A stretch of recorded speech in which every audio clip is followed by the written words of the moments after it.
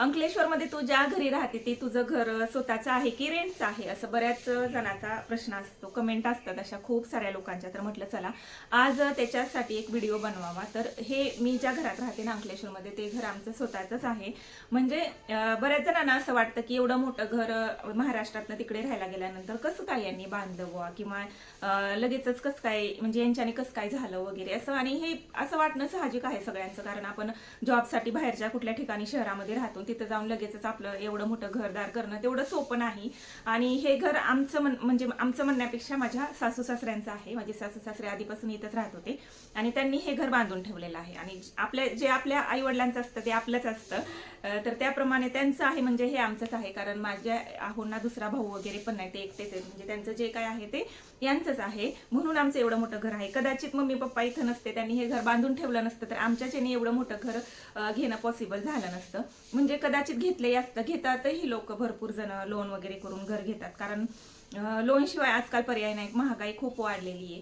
पण एक गोष्ट आहे की म्हणजे त्यांच्या कृपेने आम्हाला म्हणजे आजच्या तारखेला कुठलंही 1 रुपयाचं कोणाचंही लोन नाही. हे घर पण आहे ते त्यांच्या कृपेने आम्हाला भेटलेलं आहे. म्हणजे त्यांचंच आम्हाला आलेलं आहे. आणि म्हणजे त्यांचं आणि आमचं काही वेगळं नाही, आमचं सगळ्यांचं मिळून हे घर आहे. तर घर झालं असतं कदाचित, पण लोन वगैरे करावं लागलं असतं, किंवा मग आम्ही घर घेतलं असतं तर गाडी आमच्याकडे नसती, किंवा बाकी काही गोष्टींमध्ये आम्हाला खूप कॉम्प्रोमाइज करावं लागलं असतं. ती वेळ आमच्यावर आली नाही. मम्मी पप्पाने ऑलरेडी घर बांधून ठेवल्यामुळे आमची लाईफ ना एकदम इझी झाली. आम्हाला घर करत बसावं लागलं नाही. ह्या घरासाठी पण आम्ही भरपूर खर्च केला. म्हणजे मम्मी पप्पानी घर बांधून ठेवलेलं होतं, पण मग नंतर त्या घराला आम्ही सजवलं, त्याच्यासाठी खूप खर्च आम्ही केला. बाहेरून पेंट केला चांगला, खूप खूप चेंजेस केलं, फर्निचर केलं, आतमध्ये पण केलं सगळं, बाहेरून पण, म्हणजे भरपूर काही केलं. तर आता ते साहजिक आहे. आता घर बांधलं म्हणजे आपलं स्वतःचं घर असतं तेव्हा ना 10 वर्षातून थोडा थोडा खर्च करावाच लागतो त्या घराला, तेव्हा ते चांगलं राहतं आणि त्याचं आयुष्य वाढतं आणि ते करायलाच पाहिजे. तर या व्लॉगमधून सगळ्यांच्या प्रश्नाचं उत्तर भेटेल असं मला वाटतं की हे घर आमचंच आहे आणि माझ्या सासू सासऱ्यांनी बांधलेले, म्हणून ते आम्हाला आजच्या तारखेला रेडीमेड भेटलेलं आहे. आणि त्या दृष्टीने जर बघितलं तर असं वाटतं नाही, आपण खरंच खूप नशीबवान आहोत. कारण घर घेता घेता लोकांचं अर्ध आयुष्य जातं आणि खूप टेन्शन असतं, लोन असतं तेव्हा जॉबचं पण. कारण माझ्या यांना काही गव्हर्नमेंट सर्व्हिस नाहीये, प्रायव्हेट सर्व्हिस आहे त्यांची. तर अशा नोकरीचं ना खूप म्हणजे फार्मामध्ये पण खूप धोका असतो नोकरीला, टांगती तलवार असते सतत. अजून पण कुठली गोष्ट करायची म्हटलं ना, तर लोन करायचं म्हटलं तर त्यांची हिंमत होत नाही आणि माझीही होत नाही. कारण आज आहे उद्या काय होईल कोणाला माहिती नाही, अशी कंडिशन असते. त्याच्यामुळं घर आहे त्याच्यामुळे आम्ही खूप बिंदास्त आहोत आमच्या लाईफमध्ये. अजून म्हणजे पुढं आमची प्रगती झाली बुवा असं. नाहीतर घर नसतं तर आम्ही एवढं करू नसतो शकलो. आणि कोणाचंही म्हणजे कुठलंच लोन नसताना, पण आम्ही कारसाठी पण लोन केलं नाही, किंवा घरात जे काही केलं आम्ही कधीच कुठल्याच गोष्टीसाठी 1 रुपयाचं लोन केलं नाही. आम्ही नेहमी असं आपलं अंथरूण बघूनच हातपाय पसरले. त्याच्यामुळं आम्हाला आजपर्यंत कधी लोन करावं लागलं नाही. आणि बाकी आता आहे घर, तर मग बाकी पण खर्च आमचा स्वभाव पण तसा नाहीये की बाबा चला हे तेन हाऊस माऊस खूप फिरायला जाऊया.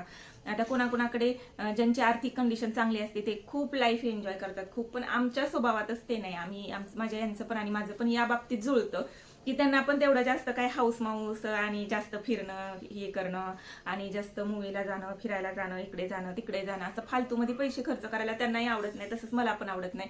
मी एका साध्या शेतकरी फॅमिलीमधून आलेली असल्यामुळे मला पैशाची किंमत माहिती आणि मला कष्ट कसं केलं जाते, हे किती कष्ट करून पैसा कमवला जातो हे मी जवळून बघितलेलं आहे. त्याच्यामुळे माझा पण स्वभाव तसा नाही. आमच्या दोघांचं चांगलं पटतं, त्याच्यामुळे आमची पण गाडी सुरळीत चालली आणि त्याच्यामुळे आम्ही आजच्या तारखेला खूप सेफ आहोत असं मला तरी वाटतं. कारण मम्मी पप्पांनी घर बांधून दिल्यामुळं आम्हाला पुढं सगळ्या गोष्टी आमच्या मनाप्रमाणे करता आल्या. कदाचित हे घर मम्मी पप्पांनी नसतं बनवलं तर आम्ही आजपर्यंत म्हणजे घरच कदाचित फक्त घर आमचं झालं असतं, बाकी गोष्टी आम्हाला भेटल्या नसत्या. जरी भेटल्या असत्या तरी त्याच्यासाठी खूप वेळ लागला असता. तर असं आहे, हे घर आमचं स्वतःचंच आहे. मम्मी पप्पा अगोदर आम्ही सगळी फॅमिली इथंच राहत होतो. माझ्या 2 नंदा, सासू सासरे, माझे हे.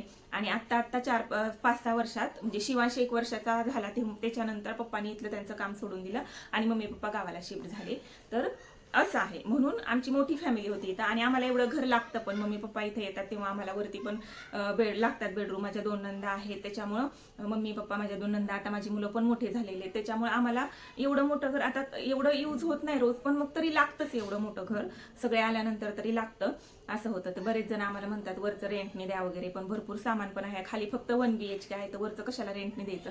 तसं तर रेंटने देण्यासारखं आहे. टॉयलेट, बाथरूम, पाठीमागं चॉकडी वगैरे सगळं सगळं काढलेलं आहे. काही रेंटला आता द्यायचं म्हटलं तर आम्ही देऊ शकतो. फक्त जिना हॉलमधून येतो, आम्हाला बाहेरून काढावा लागेल. पण आम्हाला एवढ्या घराची गरज पडतेच, कारण आता एवढे मोठ्या फॅमिलीला 1 BHK मध्ये होत नाही. तर मम्मी पप्पा पण आल्यावर राहतात बरेचदा. पप्पा पण महिन्यातून एकदा येतात इकडे हॉस्पिटलला, त्यांची ट्रीटमेंट इथं असते त्याच्यामुळं आणि दीदी, मोठ्या दीदी पण आमच्या सोबतच असतात त्याच्यामुळं आम्हाला लागूनच जातं एवढं घर. तर मला वाटतं सगळ्यांच्या प्रश्नांचं उत्तर भेटलं असावं. तर चला मग आता भेटूया उद्याच्या व्लॉगमध्ये. तोपर्यंत बाय.